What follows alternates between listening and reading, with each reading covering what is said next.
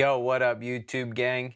I'm Jay Pats, and this week we're going to be talking about what I'm trying to ingrain in you guys' heads just over and over again, and that is keeping it simple. I bet you could guess that we had another simple beat to break down. I'm going to just show you the elements of it and just explain kind of how to achieve a simple yet not boring sound, if that makes sense. Keeping it simple without doing too much, but also not having to get boring and repetitive. So I'm gonna show you a preview of the beat and let's get right into it.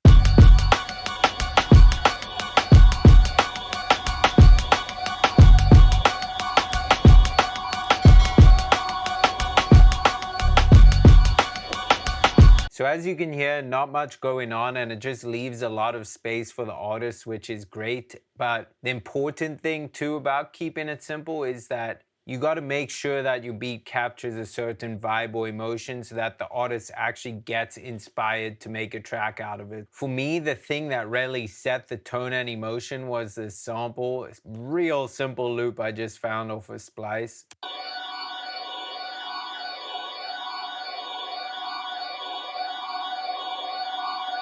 That's literally it, and that's what I built the whole beat around. And it's just that vibe, that very dark and grimy, and just building the beat around that. So once you kind of already know the direction that you're gonna go with whatever sound you're choosing, then it should be really easy to execute. All you gotta do is just take the time to have good sound selection. And I know you probably hear people say all the time how important sound selection is, and that's so true, but this is the context you want to use it in. You want to have the sound selection fit the vibe of what you're trying to do. So for example, with this beat, I already knew it was going to be dark and grimy. So my goal there is to choose more sounds that feel dark and grimy, or play things that sound dark and grimy, and just fit it around that sample. Because now that you have the main idea, you already have the direction. So should be fairly straightforward from then. I'm not anyone to be like, yo, I made this beat in 5 minutes, but this was one of those beats that were made in 5 minutes. Usually I like taking a long time on my beats. I'm not the one to claim I made one quickly, but once you kind of get the idea and figure out a direction for your beat, it should be rather straightforward. It's just about finding the right sounds that fit it. So with that being said,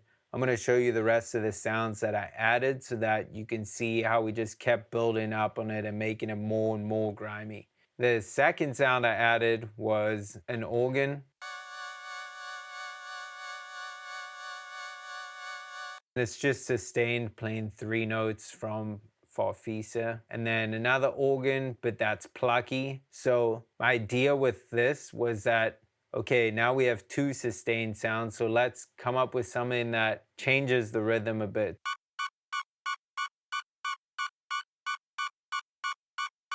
Playing the same notes, and you can see I left the swing that I played when I was playing it by hand. It just gave it a rhythm and made it feel realistic. Keep that in mind also when you record in MIDI. Sometimes you want to keep the swing of what you're doing. Obviously, if it's really bad or the timing's just early or it just doesn't sound good, you obviously want to fix it a little bit, but don't be scared to keep the realistic part of it, which is not being fully on beat or fully quantized. So I've talked about this in other videos, and it's simply just the idea of not having everything in your melody playing at once. Like obviously in this one it kind of is because it's just layers of griminess, but there is a different sound, so it kind of changes the dynamic right here because I have like a turnaround sound or new sound being introduced at the end of the 4 bars. So I found this choir from Philharmonic and just used that as the turnaround. And the only other melody sound that we have were these strings, and I just brought these in 8 bars into the verse to keep it more entertaining because this obviously is a super repetitive beat. So it's these strings from Labs, and if you don't know what Labs is, it's a dope free plugin bank. So you could check out their website if you want. They have crazy sounds. I highly recommend downloading it, especially because it's free.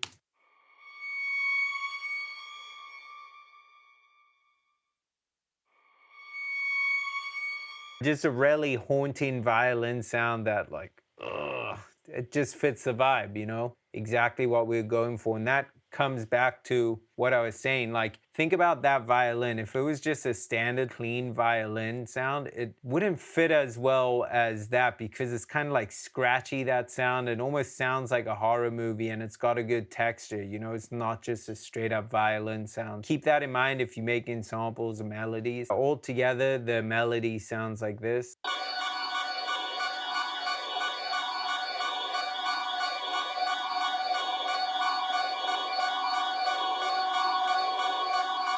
So you can see it actually almost sounds quite empty and bare without the drums, but once you hear the drums and the bass added in, you'll see it kind of completes the whole beat and fills out the bounce of it. Again, I went really simple with the drums. I found this 1-bar drum loop and just looped it over and over.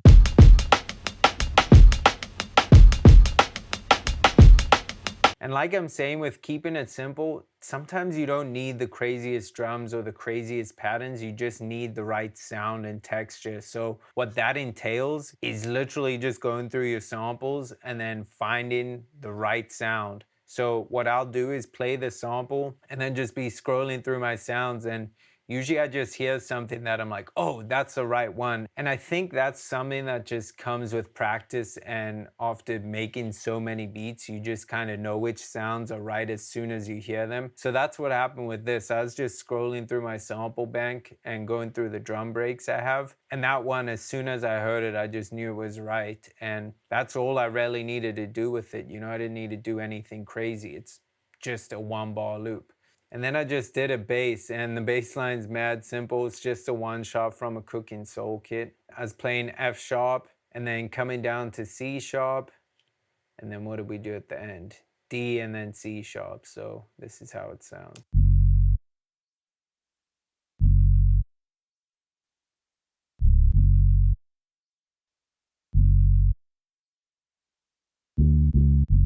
Going to that D and then the C sharp an octave higher just kind of helps turn it around, because the bass line is really simple.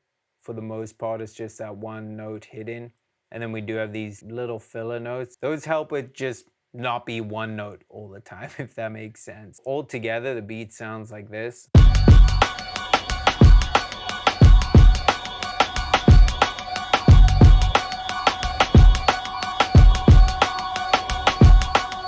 Really simple and open for an artist to just do their thing on. The next important part about keeping your beat simple yet entertaining comes down to the arrangement. I'm gonna try explain that for you and just show you what I did once I had this main loop, because like I discussed in the one arrangement video, I like to come up with a good 8-bar loop and then just start removing sounds or messing with sounds to keep the arrangement and the beat entertaining. That's exactly what I did here. So once you have the hook part, you're pretty much ready to go, and the arrangement's simple. So I just duplicated those 8 bars over. And for me, in my opinion, I like the verse to open up so the artist can get across whatever they're trying to say. So that's exactly what I did. I took out that organ sound, I took out the choir, and I just left it to open up. So we're gonna show you coming out of that hook, it sounds really open.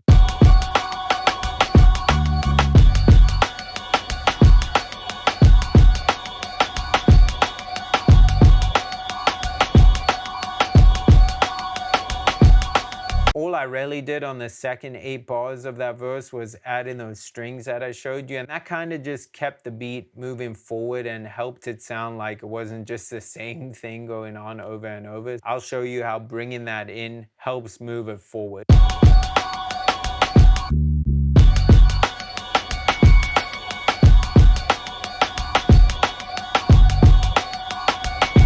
Super minor sound, but it just adds that extra tone, that high frequency that you like, oh wait, what is that? I haven't heard that before. And then it literally just goes into the hook where we bring everything in. Also, what I like to do is just kind of keep the 2 verses at least a little bit different from each other. So say I just duplicated, I guess, the hook and the verse over like this. I like to change it up a little bit. So on the second verse, I chose to actually open it up even more. So I got rid of that main organ sound just because it was playing the whole beat, and it kind of felt like a good idea just to get rid of it entirely. So I'll show you how that sounds coming out of the second hook.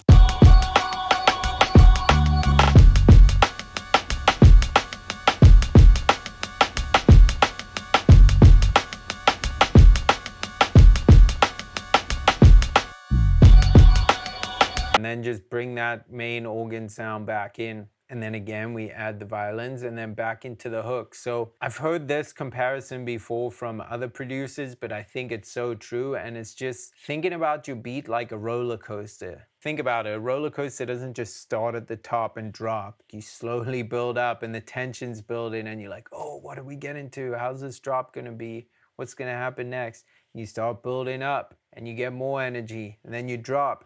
And then you might have a bigger build up coming up and a bigger drop and whatever happens next. And that's kind of how this beat is, or just the arrangement process I like to think of. You have this hook part, it starts with the hook, but it doesn't have the high energy organs in there. Only comes in the second half, so energy builds up and then it dies down. Slowly build it up by bringing these violins in. Then bring it all in and it's got way more energy. Then drop it out even more and build it up slowly. Bring that main sound back in and then bring the violins back in and then bring everything back in. So you could see it's just like an up and down roller coaster and it just continues going, and that really helps keeps your beats entertaining. So hopefully that's helpful and it kind of straightens things out for you a little bit and makes it clearer as to what you're trying to achieve when you are arranging your beats or just keeping them simple and entertaining. If you did find this video helpful, please don't forget to hit the like button, the subscribe button, and the notification bell, because it really just helps out my channel and kind of just keeps me motivated to continue sharing my knowledge with you guys. Thanks for tapping in. I'm Jay Pats. Peace.